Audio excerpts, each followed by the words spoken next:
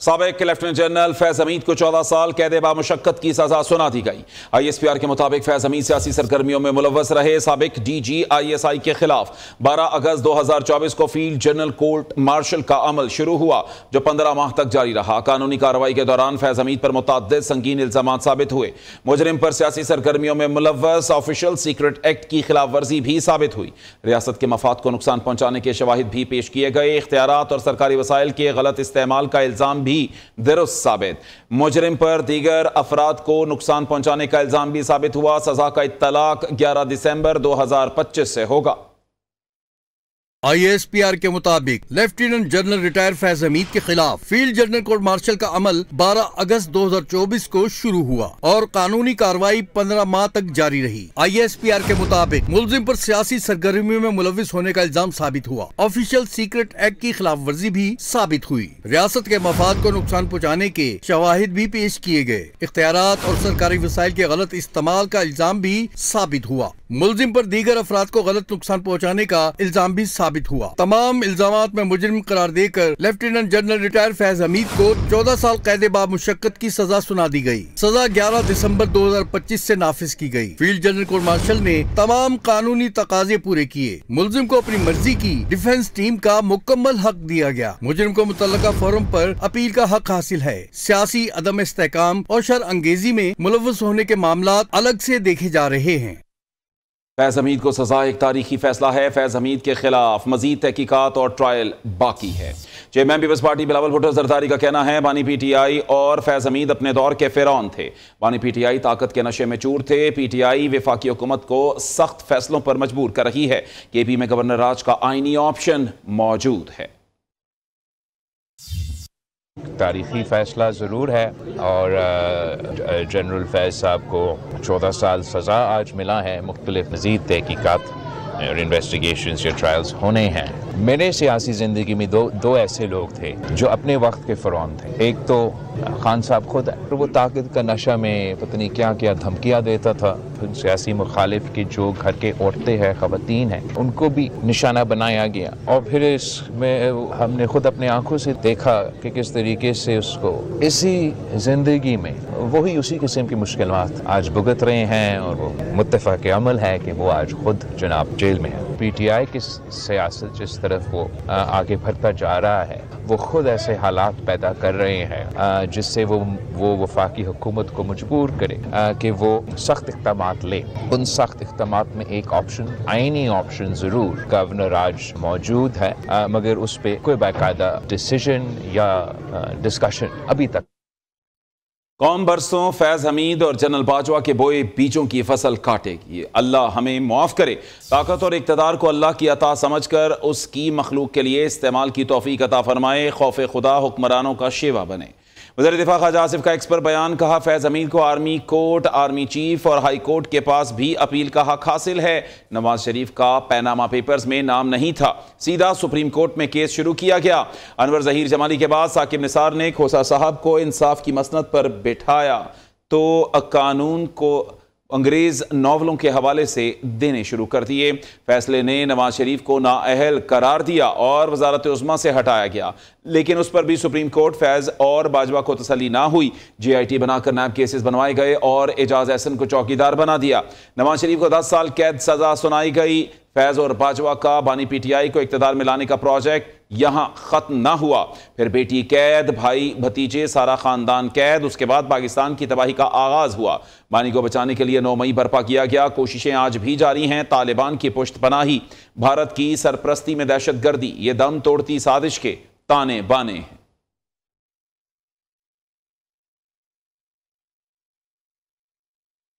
सियासी रहनुमाओं का फैज हमीद के कोर्ट मार्शल का खैर मकदम। फैसले को इंसाफ की फतह और फौज में शफाफ खुद एहतसाबी अमल की कड़ी करार दे दिया। अता तारड़ ने कहा फैज हमीद PTI के सियासी मुशीर भी थे।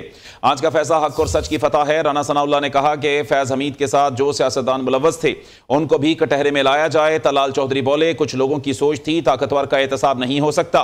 सेनेटर फैसल वाडा ने कहा कि 14 साल कैद तो फैज हमीद की सजा की इब्तदा है। फैज हमीद के कोर्ट मार्शल को सियासी रहनुमाओं ने सच की जीत करार दे दिया। वफाकी वजीर इत्तलात अता तारा ने कहा, फैज हमीद PTI के सियासी मुशीर भी थे। आज का फैसला हक और सच की फतह है। रेड लाइन क्रॉस करने वाले और जुल्म ज्यादती करने वाले शख्स को सजा हुई। फौज में खुद एहतसाबी का अमल बहुत मजबूत है। ये टॉप सिटी में भी मुलव्वस रहे। फैज हमीद ने अपनी अथॉरिटी को गलत इस्तेमाल किया। सियासी मामलात की मजीद तहकीकात होंगी। मुजरम को अपने दिफा का पूरा मौका दिया गया। वज़ीर-ए-आज़म के मुशीर राना सनाउल्लाह का कहना है, फैज हमीद को सजा से फौज और फील्ड मार्शल मुबारकबाद के मुस्तहिक हैं। फैज हमीद सोचते थे कोई पूछने वाला नहीं, लेकिन ये मुकाफाते अमल है। फैज हमीद के साथ जो सियासतदान मुलव्वस थे, इनको भी कटहरे में लाया जाए। सजा पर खुशी का इजहार नहीं कर रहा, लेकिन खुद एहतसाबी पर खुशी है। वजीर मुमलिकत बराए दाखिला तलाल चौधरी ने कहा, कुछ लोगों की सोच थी ताकतवर का एहतसाब नहीं हो सकता। फैज हमीद की सजा आला ओहदों पर फाइज शख्सियात के लिए मिसाल है। 9 मई के तमाम केसेस में फौज ने अपने लोगों का भी ट्रायल किया। सेनेटर फैसल वार्डा ने कहा, 14 साल कैद फैज हमीद की सजा की इब्तिदा है। फैज हमीद 2 मई के शवाहिद गवाही जादूगर खान साहब और दीगर के खिलाफ दे रहे हैं। फैज हमीद पर 4 इल्जामात हैं। याद रहे, फैज हमीद की 14 साल सजा सिर्फ एक केस में है। ये लंबा चौड़ा इंसाफ का सिलसिला अब नहीं रुकेगा। सहूलतकारों को भी नहीं छोड़ा जाएगा। पानी PTI के लिए मुश्किलात तबाही की तरफ आ गई हैं। कहते हैं 9 मई के मजीद सहूलतकारों को भी कानून के कटहरे में लाया जाएगा। मुराद से जिस दिन हाथ आएगा, शहीद अरशद शरीफ के खून का हिसाब होगा। इस्तेहकाम पाकिस्तान पार्टी के रहनुमा फयाजुल हसन चौहान कहते हैं, मुर्शिदों के मुर्शद को सजा हुई, अब कोई भी छोटा मोटा मुर्शद नहीं बच पाएगा। गवर्नर खैबर पख्तूनख्वा फैसल करीम कुंडी ने कहा, फैज हमीद केस में अगर कोई और मुलव्वस हुआ तो कानून के मुताबिक कार्रवाई होगी। फौज ने अपने निजाम के तहत मुतल्लिका अफसर को सजा दी है। पानी चेयरमैन भी रियासत से बालातर नहीं, अदालतें सजा देने की मजाज हैं। चेयरमैन पाकिस्तान उलमा कौंसिल हाफिज ताहिर अशरफी ने कहा, पाक फौज के निजाम में कोई शख्स ताकतवर या बड़े ओहदे पर हो इंसाफ से नहीं बच सकता। हालिया कार्रवाइयों ने साबित कर दिया कि फौज का एहतसाबी निजाम सबके लिए यकसा है। लंदन हाई कोर्ट का बड़ा फैसला, आदिल राजा झूठा करार। लंदन हाई कोर्ट ने ब्रिगेडियर रिटायर्ड राशिद नसीर के हक में फैसला जारी कर दिया। यूट्यूबर आदिल राजा ने बिलाखिर ब्रिगेडियर राशिद नसीर से झूठे इल्जामात के मामले पर माफी मांग ली। उन्होंने लंदन की अदालत आलिया के फैसले को मुकम्मल तौर पर तस्लीम करते हुए जिम्मेदारी कबूल कर ली।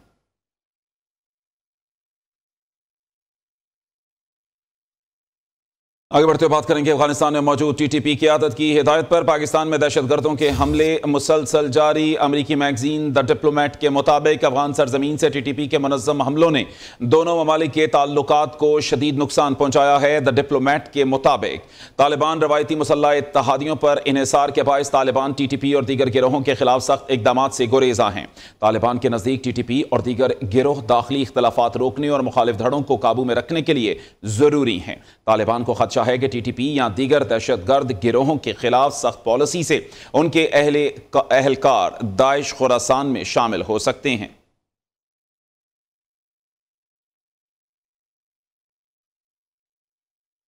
पाकिस्तान आर्मी और चीन की पीपल्स लिबरेशन आर्मी की मुश्तरका काउंटर टेररिज्म मश्क मुश्तरका मश्क 28 नवंबर से शुरू हुई, 14 दिसंबर तक जारी रहेगी। ISPR के मुताबिक मश्क का मकसद पाक चीन दिफाई ताउन को मजबूत बनाना है। नेशनल काउंटर टेररिज्म सेंटर पबी में तकरीब मुनक्किद हुई। चीन के सफीर ने बतौर मेहमान खुसूसी शिरकत की।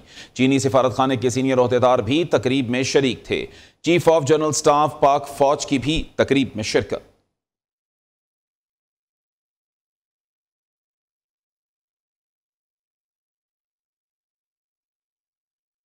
बनाएंगे हर शहर को प्यारा, वज़ीर आला पंजाब का आज़म। मरीम नवाज शरीफ की ज़ेर सदारत खुसूसी इजलास। वज़ीर आला मरीम नवाज शरीफ ने हर शहर की ब्यूटिफिकेशन प्लान की तफसीलात और तस्वीर का जायजा लिया। ब्यूटिफिकेशन प्लान फेज़ 1 की तकमील के लिए फरवरी से मई तक का हदफ मुकर्रर। ब्यूटिफिकेशन प्लान के तहत हर शहर में फव्वारे और आबशारें बनाई जाएंगी। मरकजी बाजारों में रोड के दरमियान खूबसूरत ग्रीन बेल्ट बनाने का हुक्म। पंजाब के 39 अजला में 132 ब्यूटिफिकेशन स्कीमें 16 अरब 90 करोड़ रुपए की लागत से मुकम्मल होंगी। 97 ब्यूटिफिकेशन स्कीमों के वर्क ऑर्डर जारी। 88 ब्यूटिफिकेशन प्रोजेक्ट शुरू होंगे। लाहौर में ब्यूटिफिकेशन के 18 प्रोजेक्ट होंगे। सरगोदा में 6, भावलपुर में 16, गुजरांवाला में 12 प्रोजेक्ट होंगे। रावलपिंडी के 17, फैसलाबाद के 13, मुल्तान 8 और साहिवाल में 24 ब्यूटिफिकेशन प्रोजेक्ट मुकम्मल किए जाएंगे। पंजाब भर के 33 अजला में ब्यूटिफिकेशन प्रोजेक्ट पर तेजी से काम जारी है। ब्यूटिफिकेशन प्रोजेक्ट में कदीमी हकीमी दरवाजों की बहाली भी शामिल। हर बाजार में फाइबर ग्लास लगाए जाएंगे। हर शहर के ब्यूटिफिकेशन प्लान में वाटर फीचर, फवारे, मसनूई आबशारें शामिल करने की हिदायत की गई है। मरकजी बाजारों में रोड के दरमियान खूबसूरत ग्रीन बेल्ट बनाने का हुक्म। तेजी से बढ़ने वाले पौधे और सब्जा शामिल करने की हिदायत। फुटपाथ पर रवायती ग्रे टाइल्स की बजाय खूबसूरत कलर टाइल लगाने का हुक्म। ब्यूटिफिकेशन प्रोजेक्ट के लिए डैशबोर्ड बनाने का फैसला। वज़ीर आला पंजाब की ब्यूटिफिकेशन डैशबोर्ड को रोजाना अपडेट करने की हिदायत। पंजाब में डीसी की तरह असिस्टेंट कमिश्नर्स के भी KPIs मुकर्रर कारकर्दगी मॉनिटर की जाएगी। खुले मैन होल, टूटी सड़कें, गंदगी, कूड़े के ढेर, टूटी हुई ग्रीन बेल्ट और खराब पेंट पर कार्रवाई होगी। वज़ीर आला मरियम नवाज ने कहा, तजावुजात नजर आने पर असिस्टेंट कमिश्नर को कार्रवाई का सामना करना पड़ेगा। हर जिला, शहर और कस्बे को मुकम्मल खूबसूरत बनाया जाएगा। लाहौर में 6, 7 और 8 फरवरी को बसंत का ऐलान। ज़िला इंतजामिया ने तैयारी शुरू कर दी। पंजाब में बसंत से कबल पतंगबाजी को महफूज और मुनज़्ज़म बनाने के लिए पतंग और डोर तैयार। फरोख्त कुनिंदगान और काइट फ्लाइंग एसोसिएशन की रजिस्ट्रेशन का आगाज कर दिया गया। पतंग डोर साजी, फरोख्त और एसोसिएशन की रजिस्ट्रेशन के लिए 4 कैटेगरीज के फॉर्म जारी कर दिए गए। डोर कॉटन से तैयार करदा धागे से बनाई जाएगी। 9 से ज़ायद तारे नहीं होंगी। मांझे में ग्लू, सादा रंग, आटा और कमजोर शीशे का इस्तेमाल किया जाएगा।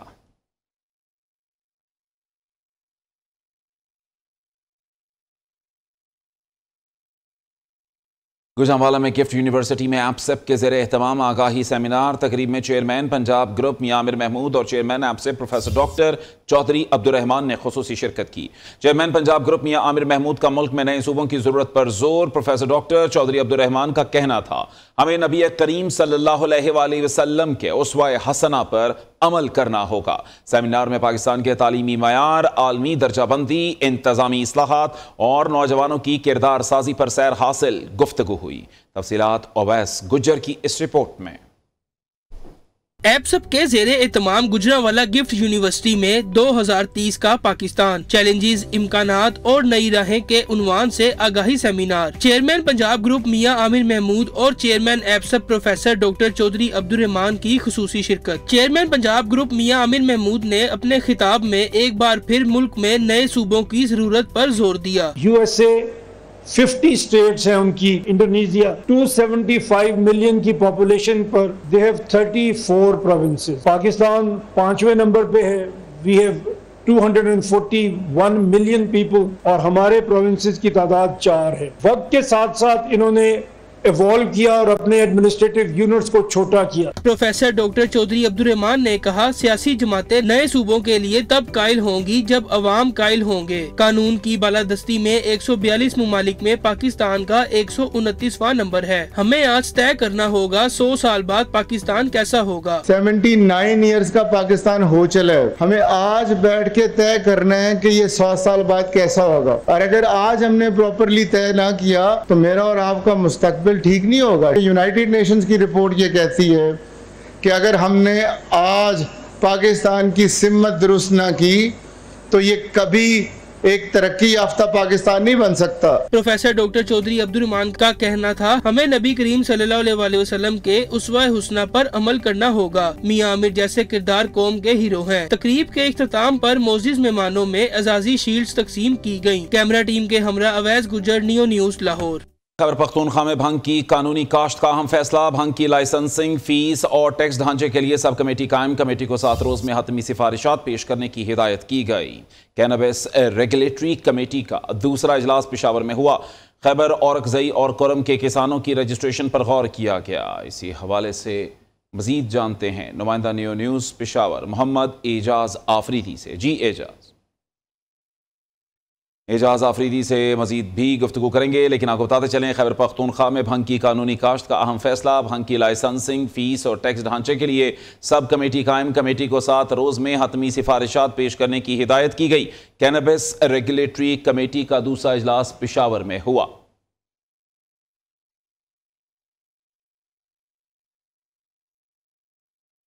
खेल के मैदानों की बात करें तो आईसीसी का एक और कारनामा, टिकट्स की ऑनलाइन फरोख्त के पोस्टर से पाकिस्तानी कप्तान सलमान अली आगा को ही गायब कर दिया। ICC men's T20 world cup 2026 के टिकट्स की ऑनलाइन फरोख्त का हो गया फेज 1 में 20 लाख से ज्यादा टिकट्स फरोख्त का आगाज हो गया।